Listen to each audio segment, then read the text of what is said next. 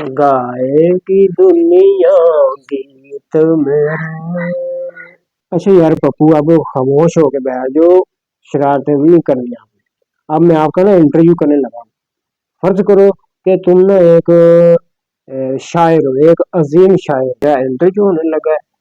जी हाँ नाजरीन, मैं हूँ एक अजीम अच्छा शायर, तो पप्पू शम्स तपेश। तो पप्पू साहब, ये बताएं कि शायरी का शौक जो है ना वो कैसे पैदा हुआ? जी, शायरी का शौक मुझे तब पैदा हुआ जब ना बिजली का बिल देखा मैंने।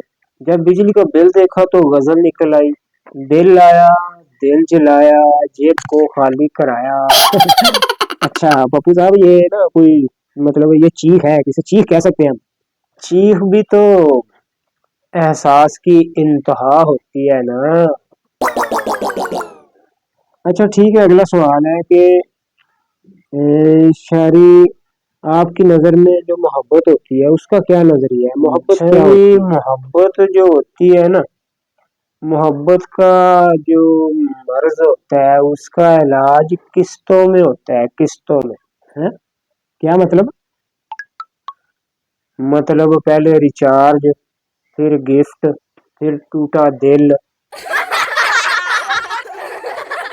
यार थोड़ा लाइव हो जा, थोड़ा संजीदा हो जा, ये लाइव देख रहे हैं वहां पर, लाइव शो चल रहा है, टेलीकास्ट हो रहा है, तू अपनी छोड़े जा तो रहा क्या करूं यार, जब तुम्हारा माइक ही बंद है तो संजीदगी कहाँ से लाऊं भाई।